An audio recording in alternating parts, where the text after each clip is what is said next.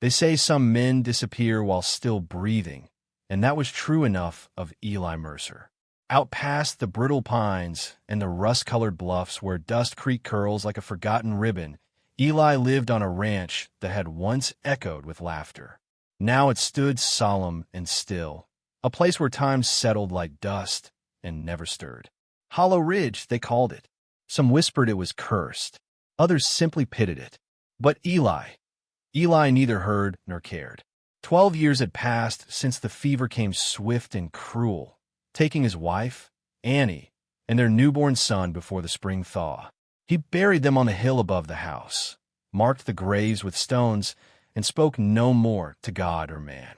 The house, once alive with blue-check curtains and the smell of baking bread, grew quiet and gray. He kept the kitchen tidy out of habit, the barn in repair out of necessity, and the front porch lantern hung crooked, rusting like his soul. Eli was a tall man. Lean as the post he leaned against each dusk. His face bore no softness, no trace of a young man who once carved a crib by hand and planted lilacs by the well. His eyes were the color of burnt sky, too dry for tears. He spoke little, not because he couldn't, but because words had long since lost their purpose. The town of Dust Creek watched him from a distance. Children dared each other to ride up near his fence, and women crossed themselves when his name came up in conversation. He came into town only when he had to. Nails, flour, kerosene. Never lingered, never sat. Folks didn't ask him questions. They just looked away. It was a Tuesday evening when the sky turned sudden with storm. The air grew thick and electric, the clouds bruising purple as the first drops fell hard against the earth. Eli stood on his porch, one hand resting on the rail, listening to the wind mutter to the canyon. The kind of night where the past felt close, like breathing on the back of your neck. He had just turned to go inside when he heard it. A knock, sharp, uncertain, on his door. For a moment he thought it imagined, a memory misplaced. But there it came again. A real sound, a living one. He opened the door slowly. 3 women stood there, soaked through, shadows under their eyes, and mud on their hems.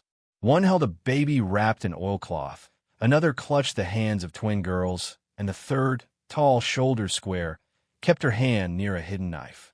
"Evenin', sir," said the tall one, her voice edged with Tennessee steel. "Wagon lost a wheel back by the ridge. Road's gone to hell. Nearest town's a ways, and it's getting dark." The smallest girl sneezed. The baby whimpered.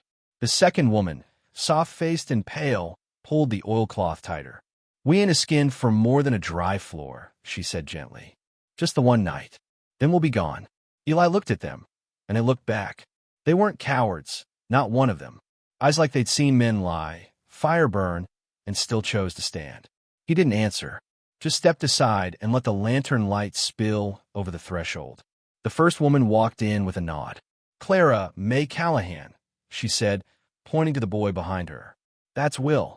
The second one hesitated, cradling the baby. "Rosalind Bell. This is Junie." The third, with the twins still holding tight to her coat, offered a grin that didn't reach her eyes. "Marlene Vexler. Them Sadie and Lou." They left wet boots by the door, unwrapped their children, and sat near the fire as if they'd been there before in some dream they didn't dare trust. Eli watched them without a word. The baby fussed. The boy leaned into his mother's coat. The twins whispered to each other in a code only sisters could speak.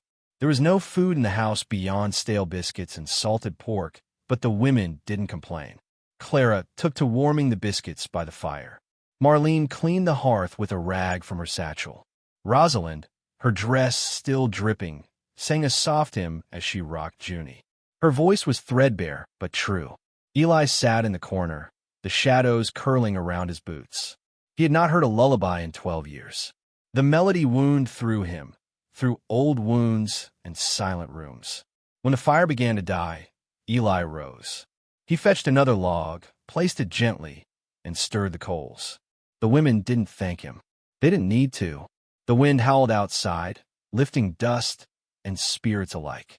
It beat against the windows like a creature tried to come inside. Then, from the dark beyond the glass, there came a sound. Not the wind this time. Hoofbeats. Quick. Wrong. Out of place. Clara was the first to stand. She stepped to the window, lifting the curtain just enough to peer through. Her hand dropped to her side. "Trouble," she said. Eli stood slowly. "How many?" "Just one. But I know that horse." Marlene froze. Her face drained. "He found us." The baby started to cry. Eli didn't ask questions. He moved to the door, bolted it, pulled down the Winchester from above the mantel, loaded it without looking. Outside, the hoofbeats stopped. A voice called from the dark, slurred and mean. "Marlene, you open up that door now. You know these hills won't hide you forever." The twins whimpered. Marlene's eyes brimmed, but did not spill. Eli stepped out onto the porch, rifle at his side. "You got business here?" he called into the rain. There was a silence. "Then, that woman's my wife. She took what was mine." Eli said nothing, just raised the rifle, barrel low but clear. "Turn around," he said. His voice didn't shout. It didn't need to. The man spat into the mud. "This ain't your concern, old man." "It is now." Another silence. Long, heavy. Then the rider turned, muttered something too low to hear, and disappeared into the night. When Eli came back inside, he didn't look at the women, just put the rifle back where it belonged. The children had fallen asleep, huddled like puppies by the fire. The women sat in stunned silence, barely breathing. Rosalind looked up. "Why'd you help us?" Eli didn't answer. Instead, he picked up another log, fed it to the fire, and sat beside it like a man trying to remember what warmth felt like. Morning came pale and soft, slipping through the warped shutters of Hollow Ridge like a secret not meant to be shared. Eli rose first, as always, but for the first time in years, he moved quietly out of consideration, not habit. The house felt full, not in the way of clutter, but of presence. Every room held breath. Every corner whispered life. He boiled coffee in the blackened tin pot, listening to the uneven breathing of 6 sleeping souls. The aroma stirred them gently. Will rose like a soldier, alert but guarded. The twins came next, giggling over a dream they refused to explain. Rosalind rocked Junie in the dawn light, humming again, as if to keep the night before at bay. Clara, boots already on, offered Eli a single nod. It was thanks and warning. Marlene stayed silent. Her gaze was fixed beyond the window, watching the road. She sat stiff-backed, one hand resting on the handle of a knife she hadn't unpacked. Breakfast was salt pork and hard biscuit again, but no one complained. Hunger did its work in silence. Afterward, Clara followed Eli out to the paddock. A rail had fallen loose, and without a word, she picked up a hammer and held it out. They worked side by side. Sweat broke across Clara's brow before she said anything. "That man, he'll come back." Eli kept hammering. "Likely." She eyed him. "He the kind to shoot a horse just to send a message?" Eli paused, looked up at the far ridge. "I've seen that kind. He might be worse." She didn't flinch. "Then we stay ready." That afternoon, the children discovered the hayloft. Laughter echoed, high and bright, like birdsong after a long winter. Will climbed like a squirrel, helping the twins find footholds. Eli watched from below. Something tugged inside him, a forgotten thread. When he turned to go, Rosalind was there, arms crossed gently over her chest. "You watching for danger," she said. He looked back at the loft. Maybe. Her gaze was steady, or watching what could have been. That night, after supper, Marlene lingered near the barn. Eli found her there, striking a match with trembling fingers. The cigarette shook between her lips. She lit it, exhaled slow. "He wasn't always like that," she said without turning. "Used to bring me coffee in bed. Used to hum when he shaved." Eli leaned against the post beside her. He didn't speak. He lost work. Then the drinking started. Then came the fists. She swallowed. "I stayed too long. Figured that's what love meant, staying." The wind shifted, tugging at her skirt. Eli didn't offer pity. He knew too well how it curdled in the throat. "You ever hit the girls?" She blinked hard. "Not yet." Eli nodded. Marlene didn't cry, just smoked in silence. When he left her, he left the lantern lit by the barn door. The next morning, the town came calling, though not in kindness. A man rode up, lean and curious, his mustache twitching like it had secrets. He tipped his hat politely enough, but spoke with the oily weight of gossip. "Morning, Mr. Mercer," he said. "Heard you got company." Eli stood at the gate, arms folded. "Just thought I'd see if you needed anything," the man added, eyes drifting toward the house. "Help, maybe. Protection. We got ears in town, you know." Eli's eyes were flat. "You always ride out this far for strangers?" The man chuckled. "Just like to keep good folks safe." Eli stepped forward, boots crunching dry dirt. "You see any danger here?" The man's smile faltered. "Didn't mean nothing by it. Just folks talk is all." "Let him." The man hesitated, then tugged his reins and turned back toward town. The gossip carried behind him like dust in his wake. Inside, the women had heard every word. Clara paced the kitchen like a caged wolf. "That man won't stop at words. He'll drag this place down if he thinks you're hiding us." Rosalind sat at the table, Junie on her lap, her voice quiet but sure. "Then we leave. Tonight, maybe, before he sends someone meaner." "No," Eli said. One word, like a stone dropped in still water. Marlene looked up, startled. Eli didn't repeat himself. He just turned and went to the barn. That evening, Rosie played the fiddle, a small, battered thing she'd carried all the way from Arkansas. The melody was tender, waltzing in and out of the firelight. The twins danced barefoot on the rug. Will leaned against his mother, cheeks flushed with joy he didn't know how to trust. Even Marlene smiled once. Just once. Eli listened from the doorway. His hands were folded. His heart, reluctant, bruised, beat a little louder. Then came the dogs, low growling first, then frantic barking from beyond the ridge. Eli moved like a man who already knew. He grabbed the rifle. Clara followed with her pistol. They met him in the dark. 3 men this time. One dismounted already. The others sat easy in their saddles, like they'd come to make a point. "Evening," said the one on the ground. "Heard you were harboring some fugitives." Eli didn't answer. "Now, I ain't here to hurt nobody. Just here to collect what's mine." Marlene stepped out from behind the barn, holding her knife. Her voice was tight. "You're not touching my girls." The man grinned. "Don't need to. Just need you to come quiet." Eli raised the rifle. "She's not yours. Not anymore." Big words for a ghost rancher. Clara moved beside Eli. "Try us." There was a long, breathless moment. Then, from the loft above, came a sharp click. Will stood there, holding a small pistol with both hands, trembling but steady. His voice cracked. "Leave my mama alone." The stranger laughed, but it came out wrong. One of the riders shifted. "He's just a boy. Boy's got a father's spine," Eli said. The man on foot spat. "You all gone soft." Eli stepped forward, rifle trained low but unwavering. "You take one more step, and I swear to God." Behind him, Rosie struck a match, lighting the lantern on the porch. Its glow threw fire across Eli's face, across Clara's jaw, across Marlene's shaking hands. The man cursed, turned, mounted fast. "You just made this worse," he hissed. "No," Eli said. "You just made it final." They rode off without looking back. Eli turned slowly. Will was still in the loft, tears now falling silently down his cheeks. "I didn't mean, I just thought." Eli raised a hand. "You did right." Will nodded once, then crumpled to his knees. The house behind them stood quiet, but it no longer felt haunted. It felt claimed. The days that followed unfolded like breath after a long-held silence.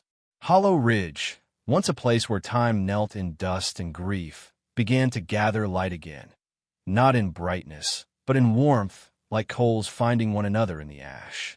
The land remained quiet, but no longer still. Boots marked new paths through the frost-bitten grass. Laughter, cautious and low, lingered in the rafters. There were no grand speeches, no declarations of peace, only small gestures that stitched the broken edges of things. Eli mended the roof, and Will handed him nails without being asked. Marlene swept the porch every morning, though the wind scattered dust right after. Clara rode into town once, returned with flour and a quiet look that warned Eli she'd heard what the neighbors were whispering. He didn't ask. He didn't need to. Rosalind planted wildflower seeds along the graves on the hill. "Something should bloom here," she said softly, her eyes on Annie's name etched into stone. Eli only nodded, throat too thick to speak. At night, they cooked together. Clara stirred stew with a soldier's precision. Marlene sang low tunes from Kentucky while she peeled potatoes. Rosie, smiling faintly, would catch Eli watching the way her fingers danced through the dough. The children set the table as if it were a ritual, each fork and spoon a testament to belonging. But shadows still circled. The man they'd run from hadn't returned, but his absence felt louder than his presence had. The memory of his voice hung in the barn rafters, in the quiet moments when the wind died and all that remained was breath and heartbeat. Eli began sleeping with the rifle near. Not out of fear. He'd known fear and moved past it, but readiness. For them. For what they brought with them. Then came the night the storm broke. The wind arrived first, sudden and warm, smelling of sage and something bitter. The animals grew restless, hooves clattering against the stalls. Eli woke without understanding why, heart already pounding. A flicker of light danced against the window. Then a roar. The barn was on fire. He ran barefoot, the rifle forgotten. Behind him, voices rose in panic. Marlene calling the twins, Clara shouting orders like gunshots. Rosie clutching Junie, wide-eyed and still. The flames licked high, orange and furious, catching the dry hay with greedy hands. Eli burst through the door as Will screamed, trapped halfway up the ladder to the loft. Smoke coiled like snakes. Heat bent the air. The boy's eyes were wide, locked on his. I can't move. Eli didn't think. He climbed fast, lungs clawing for air, lifted Will across his shoulders like a sack of grain, and descended through fire. Outside, the women formed a line, bucket after bucket pulled from the well. Clara cursed and tossed water with the rage of a woman owed too much. Marlene's dress caught a spark, and she beat it out with her fists. Rosie, baby bound her chest, ran wet cloths across scorched skin. Together, they fought the blaze until dawn. When the barn collapsed inward, hissing steam into the morning, they stood in a circle, blackened and breathless, eyes red and raw. Eli fell to one knee, chest heaving, arms curled around the boy like armor. Nobody spoke for a long time. The fire hadn't been an accident. They found a glass bottle hours later, shattered near the door. A rag. A scent Eli remembered from the war. Whoever did this wanted to burn more than wood, Clara said, voice flint sharp. They wanted to break us, Rosalind whispered. They didn't, Eli replied. He stood slowly, jaw clenched. Something in his spine had straightened. That afternoon, he rode to town alone. Dust Creek sat under a blank sun, pretending it didn't know him. Folks paused mid-step when he tethered his horse outside the general store. He walked in, eyes steady. The storekeep froze behind the counter. I need lumber, Eli said. Shovels. Rope. A new lock. The man swallowed. We heard about the fire. Eli leaned on the counter.